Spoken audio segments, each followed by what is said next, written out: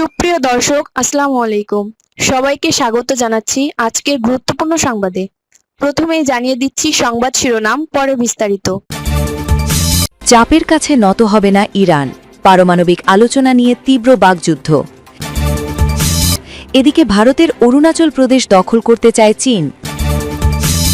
অপরদিকে ওষুধের অভাবে মৃত্যুর মুখে গাজার রোগীরা, অবরোধ অব্যাহত ইসরায়েলের।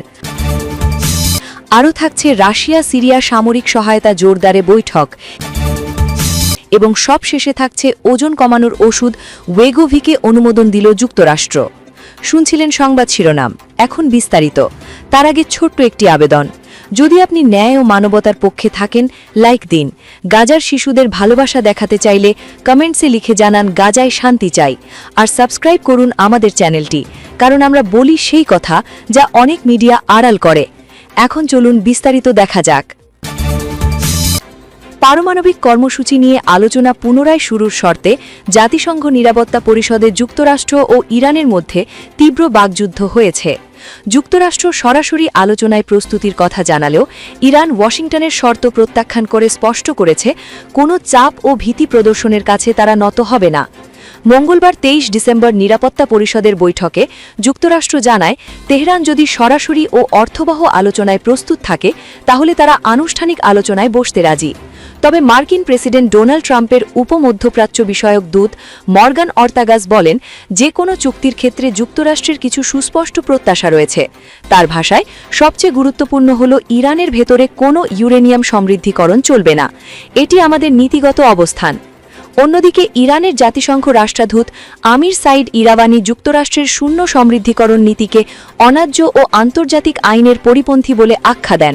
তিনি বলেন, ন্যায্য ও অর্থবহ যে কোনো আলোচনাকে আমরা স্বাগত জানাই, কিন্তু শূন্য সমৃদ্ধিকরণের ওপর জোর দেওয়া এনপিটি এর সদস্য হিসেবে আমাদের অধিকার বিরোধী। এর অর্থ হল তারা ন্যায্য আলোচনা চায় না। ইরাওয়ানি আরও বলেন, যুক্তরাষ্ট্র ইরানের ওপর পূর্ব নির্ধারিত শর্ত চাপিয়ে দিতে চায়। ইরান কোনো চাপ ও ভয়ভীতির কাছে মাথা নত করবে না। এর আগে গত জুনে ইরান ও ইসরায়েলের মধ্যে 12 দিনের যুদ্ধের প্রেক্ষাপটে পারমাণবিক আলোচনা থমকে যায়। ওই সংঘাতে যুক্তরাষ্ট্র জড়িয়ে পড়ে এবং ইরানের পারমাণবিক স্থাপনায় হামলা চালায়।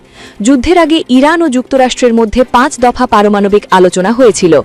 আলোচনার বড় বাধা ছিল ইরানের মাটিতে ইউরেনিয়াম সমৃদ্ধিকরণ, যা পশ্চিমা দেশগুলো অস্ত্রায়নের ঝুঁকি কমাতে পুরোপুরি বন্ধ করতে চায়, কিন্তু তেহরান তা স্পষ্টভাবে প্রত্যাখ্যান করে আসছে।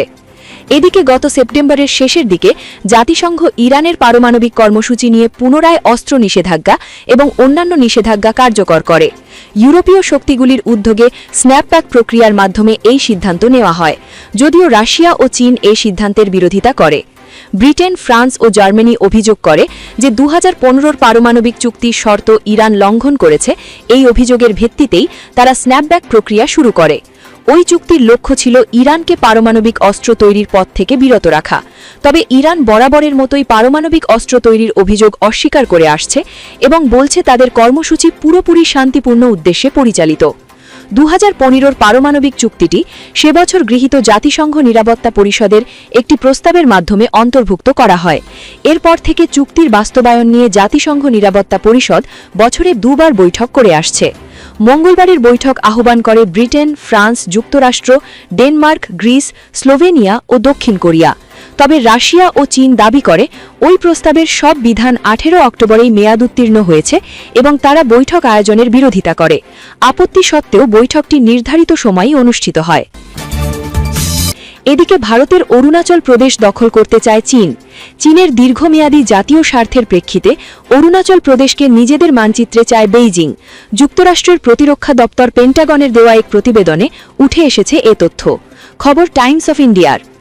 মার্কিন কংগ্রেসে জমা দেওয়া ওই প্রতিবেদনে চীন অরুণাচল প্রদেশকে নিজেদের ঘোষিত কোর ইন্টারেস্ট হিসেবে বিবেচনা করছে।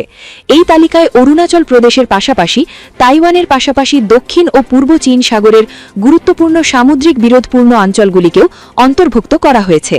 প্রতিবেদনে বলা হয়, এসব ইস্যু চীনের দীর্ঘমেয়াদী জাতীয় কৌশলের কেন্দ্রবিন্দু। বেইজিংয়ের নেতৃত্ব 2049 সালের মধ্যে চীনা জাতির মহান পুনরুজ্জীবন অর্জনের লক্ষ্যে তাদের কোর ইন্টারেস্টের পরিধি সম্প্রসারণ করেছে। পেন্টাগন বলছে, চীনা কর্মকর্তারা বিশেষ করে তাইওয়ানকে কেন্দ্র করে বিতর্কিত অঞ্চলগুলির একীভবনকে জাতীয় পুনর্জাগরণের একটি স্বাভাবিক প্রয়োজন হিসেবে তুলে ধরছেন। এই লক্ষ্য পূরণে চীন একটি বিশ্বমানের সেনাবাহিনী গড়ে তুলতে চায়।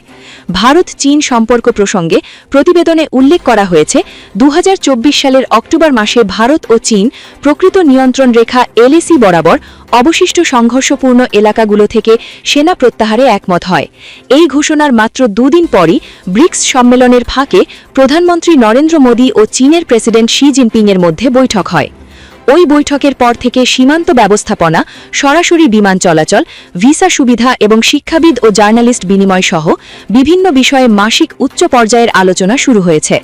পেন্টাগনের মধ্যে এলএসি উত্তেজনা কমিয়ে চীন মূলত ভারত চীন সম্পর্ক স্থিতিশীল রাখতে এবং যুক্তরাষ্ট্র ভারত সম্পর্ক আরও ঘনিষ্ঠ হওয়া ঠেকাতে চাইছে।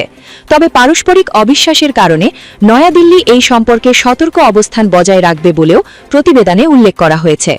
প্রতিবেদনটি চীন ও পাকিস্তানের ক্রমবর্ধমান মোসামরিক এবং কৌশলগত সহযোগিতার দিকেও দৃষ্টি আকর্ষণ করেছে।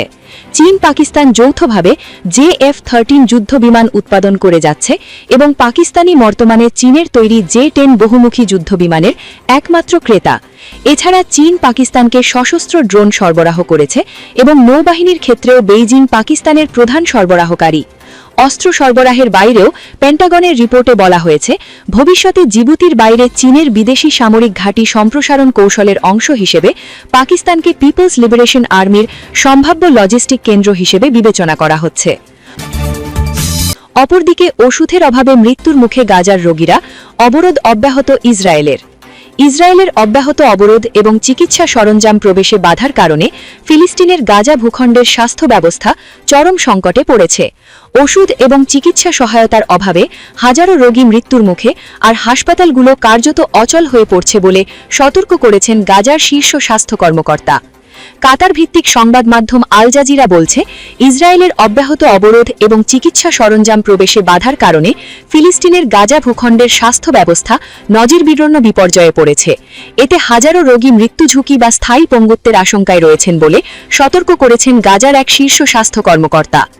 গাজার স্বাস্থ্য মন্ত্রণালয়ের মহাপরিচালক মুনির আল বারাশ মঙ্গলবার আল জাজিরাকে বলেন, গাজার হাসপাতালগুলির পরিস্থিতি এখন করুণ ও ভয়াবহ। ইসরায়েল প্রয়োজনীয় চিকিৎসা সামগ্রীর প্রবেশ অব্যাহতভাবে আটকে দেওয়ায় গুরুতর রোগীদের চিকিৎসা দিতে পারছেন না চিকিৎসকরা। যুদ্ধবিধ্বস্ত গাজায় জীবন রক্ষাকারী মৌলিক চিকিৎসা সরঞ্জাম ঢুকতে না দেওয়ায় তাদের কাজ মারাত্মকভাবে ব্যাহত হচ্ছে বলে দীর্ঘদিন ধরে চিকিৎসকরা জানিয়ে আসছেন। মার্কিন মধ্যস্থতায় গত অক্টোবর থেকে কার্যকর হওয়া যুদ্ধবিরতি চুক্তি থাকা সত্ত্বেও ইসরায়েল হামাসের সাথে করা সমঝোতা লঙ্ঘন করে নির্দিষ্ট সংখ্যক চিকিৎসা সহায়তা বহনকারী ট্রাক ঢুকতে দিচ্ছে না। এতে স্বাস্থ্য মন্ত্রণালয়ের ভাষ্যানুযায়ী চলমান ও সংকটাপন্ন স্বাস্থ্য জরুরি অবস্থা আরও গভীর হয়ে পড়ছে। আল বারাশ বলেন, ওষুধ এবং চিকিৎসা সামগ্রীর ব্যাপক ঘাটতিতে ভুগছে গাজার স্বাস্থ্য ব্যবস্থা, বিশেষ করে শল্য চিকিৎসার জন্য প্রয়োজনীয় সরঞ্জামের অভাব প্রকট। তিনি বলেন, প্রয়োজনীয় সরঞ্জামের প্রায় 3/4 পাওয়া যাচ্ছে না। স্যালাইন, অবশ নাড়ানোর ওষুধ, গজ, ডায়ালাইসিস সামগ্রীর তীব্র সংকট, পাশাপাশি বিদ্যুৎ বিভ্রাটি ও জেনারেটরের ভয়াবহ ঘাটতিও চিকিৎসা কার্যক্রমকে মারাত্মকভাবে ব্যাহত করছে। তার ভাষ্যানুযায়ী ফিলিস্তিনি কর্তৃপক্ষ গঠনের পর গত 30 বছরের মধ্যে এটি সবচেয়ে ভয়াবহ স্বাস্থ্য সংকট। মূলত ইসরায়েলের 2 বছরেরও বেশি সময় ধরে চলা এই আগ্রাসনে গাজার প্রায় সব হাসপাতাল ও স্বাস্থ্যসেবা কেন্দ্র হামলায় শিকার হয়েছে। 125টি স্বাস্থ্য স্থাপনা ক্ষতিগ্রস্ত হয়েছে, যার মধ্যে 34টি হাসপাতাল। এই সময়ে ইসরায়েলি হামলায় 1700-এরও বেশি স্বাস্থ্য কর্মচারী নিহত হয়েছেন। এখনও 95 জন ফিলিস্তিনি চিকিৎসক ও স্বাস্থ্যকর্মীকে আটক করে রেখেছে দখলদার বাহিনী, যাদের 80 জনই গাজার। আল বারাশ বলেন, শুধু ইসরায়েলি হামলায় আহতরাই নয়, এই সংকটে ভুগছেন আরও বহু রোগী। চিকিৎসার অভাবে প্রায় 4000 গ্লকোমা রোগী স্থায়ী অন্ধত্বের ঝুঁকিতে রয়েছেন। একই সঙ্গে প্রায় 40,000 বাস্তুচ্যুত অন্তঃসত্ত্বাগ্রহী অস্বাস্থ্যকর আশ্রয়ে বসবাস করছেন, আর এটি তাদের ও অনাগত সন্তানের স্বাস্থ্যের জন্য মারাত্মক হুমকি। এদিকে ইসরায়েলি সহায়তার সীমাবদ্ধতার কারণে মানবিক পরিস্থিতি আরও খারাপ হওয়ায় 5 বছরের কম বয়সী প্রায় 3,20,000 শিশু অপুষ্টির ঝুঁকিতে রয়েছে বলে সতর্ক করেন তিনি। গাজার বাইরে চিকিৎসার জন্য রোগী পাঠানোর ব্যবস্থা থাকলেও সেখানে অপেক্ষার তালিকা দীর্ঘ, আর সেই অপেক্ষাতেই প্রাণ হারাচ্ছেন অনেকে। আল বারাশ জানান, চিকিৎসার অনুমতির অপেক্ষায় প্রায় 1156 জন রোগী মারা গেছেন। এই প্রক্রিয়াটি একটি দীর্ঘ ও জটিল। গাজার চিকিৎসকদের রেফার করা রোগীদের তালিকা প্রথমে বিশ্ব স্বাস্থ্য সংস্থা পরিচালনা করে, এরপর নিরাপত্তা অনুমোদনের জন্য তা ইসরায়েলি কর্তৃপক্ষের কাছে পাঠানো হয়। তিনি বলেন, গাজায় প্রায় 20,000 রোগী বিদেশে চিকিৎসার অপেক্ষায় রয়েছেন। এর মধ্যে WHO 18,500 জনকে অনুমোদন দিয়েছে এবং প্রায় 3,700 জনের অবস্থা আশঙ্কাজনক। অপেক্ষমান রোগীদের মধ্যে প্রায় 4,300 জন শিশু রয়েছে। আল-বারাশ অবিলম্বে সীমান্ত ক্রসিং খুলে দিয়ে মানবিক সহায়তা প্রবেশের সুযোগ দেওয়া এবং গুরুতর রোগীকে বাইরে চিকিৎসার অনুমতি দেওয়ার দাবি জানান। তিনি সতর্ক করেন, আরও দেরি হলে বহু প্রাণ ঝরে যেতে পারে। আরও থাকছে রাশিয়া সিরিয়ার সামরিক সহায়তা জোরদারে বৈঠক। রুশ প্রেসিডেন্ট ভ্লাদিমির পুতিনের সঙ্গে মস্কোতে দেখা করেছেন সিরিয়ার পররাষ্ট্র ও প্রতিরক্ষা মন্ত্রীরা। এ সময় তারা সামরিক শিল্প খাতে কৌশলগত সহযোগিতা সম্প্রসারণের বিষয়ে আলোচনা করেছেন। সিরিয়ান আরব নিউজ এজেন্সি সানা জানায়, মঙ্গলবার 23 ডিসেম্বর সিরিয়ার পররাষ্ট্রমন্ত্রী আসাদ হাসান আল শাইবানি এবং প্রতিরক্ষামন্ত্রী মুরহাফ আবু কাসরার সাথে পুতিনের বৈঠক হয়। এই বৈঠকে পারস্পরিক স্বার্থের রাজনৈতিক, অর্থনৈতিক এবং সামরিক বিষয়গুলোর উপর আলোকপাত করা হয়েছিল, তবে বিশেষ জোর দেয়া হয়েছিল প্রতিরক্ষার উপর। সানা অনুসারে পুতিন এবং সিরিয়ার মন্ত্রীরা প্রতিরক্ষা সম্পর্কিত বিভিন্ন বিষয় নিয়ে আলোচনা করেছেন, যার মধ্যে রয়েছে সিরিয়ার সেনাবাহিনীর সক্ষমতা জোরদার করার জন্য সামরিক সহযোগিতা বাড়ানো এবং এর সরঞ্জাম আধুনিকীকরণ, দক্ষতা এবং সহযোগিতা হস্তান্তর। সানা আরও জানিয়েছে, বৈঠক চলাকালীন উভয় পক্ষই সামরিক ও প্রযুক্তিগত অংশীদারিত্বকে এমনভাবে এগিয়ে নেয়ার উপায়গুলি পর্যালোচনা করেছে যা সিরিয়ার আরব সেনাবাহিনীর প্রতিরক্ষামূলক ক্ষমতা জোরদার করে এবং সামরিক শিল্পের আধুনিক উন্নয়নের সাথে তাল মিলিয়ে চলে। সংবাদ সংস্থার মতে, উভয় পক্ষই রাজনৈতিক ও অর্থনৈতিক বিষয় নিয়েও আলোচনা করেছে, যার মধ্যে রয়েছে আন্তর্জাতিক ফোরামে দামেস্ক ও মস্কোর মধ্যে অব্যাহত রাজনৈতিক ও কূটনৈতিক সমন্বয়ের গুরুত্ব। অর্থনৈতিক ক্ষেত্রে আলোচনায় সিরিয়া রাশিয়া সহযোগিতা সম্প্রসারণের বিষয়ে আলোচনা করা হয়েছে, যার মধ্যে রয়েছে পুনর্গঠন প্রকল্প, অবকাঠামো উন্নয়ন এবং সিরিয়ায় বিনিয়োগ। এদিকে পুতিন সিরিয়ার আঞ্চলিক অখণ্ডতার প্রতি রাশিয়ার অটল সমর্থন পুনর্ব্যক্ত করেছেন। একই সাথে সিরিয়ার ভূখণ্ডে বারবার ইসরায়েলি লঙ্ঘনের মস্কোর নিন্দা পুনর্ব্যক্ত করেছেন। এগুলোকে আঞ্চলিক নিরাপত্তা এবং স্থিতিশীলতার জন্য সরাসরি হুমকি হিসেবে বর্ণনা করেছেন। গত ডিসেম্বরে সিরিয়ার দীর্ঘদিনের শাসক এবং দামেস্কে মস্কোর সাবেক মিত্র বাশার আল আসাদের ক্ষমতাচ্যুতির পর থেকে প্রথমবারের মতো মস্কো সফর করলেন সিরিয়ার নতুন কর্তৃপক্ষের কর্মকর্তারা। এবং সবশেষে থাকছে ওজন কমানোর ঔষধ ওয়েগোভিকে অনুমোদন দিল যুক্তরাষ্ট্র। ওজন কমানোর জনপ্রিয় ঔষধ ওয়েগোভি এর ট্যাবলেট সংস্করণ অনুমোদন দিয়েছে মার্কিন যুক্তরাষ্ট্রের খাদ্য ও ঔষধ নিয়ন্ত্রণ সংস্থা। ঔষধ প্রস্তুতকারী প্রতিষ্ঠান নোভো নর্ডিস্ক জানিয়েছে, এটি এ ধরনের প্রথম ওজন কমানোর ট্যাবলেট যা FDA এর অনুমোদন পেয়েছে।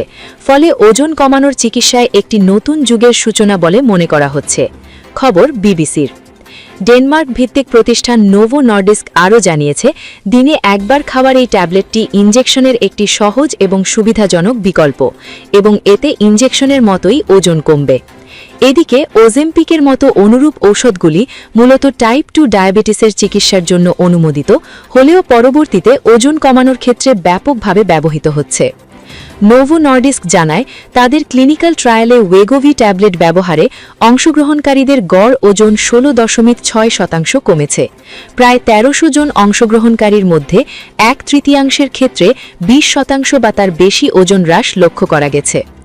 ঔষধটির ট্যাবলেট সংস্করণ 2026 সালের জানুয়ারির শুরুতে মার্কিন বাজারে আনা হবে বলে আশা করা হচ্ছে।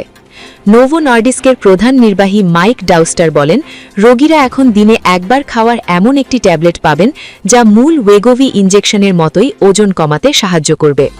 চ্যালেঞ্জিং একটি বছর পার করার পর এই অনুমোদন নোভো নর্ডিস্কের বিক্রি বাড়াতে সহায়ক হতে পারে বলে মনে করছেন বিশ্লেষকরা। সম্প্রতি লাভজনকতা নিয়ে সতর্কতা বার্তা দেওয়ার পর কোম্পানিটির শেয়ারের দাম কমে গিয়েছিল।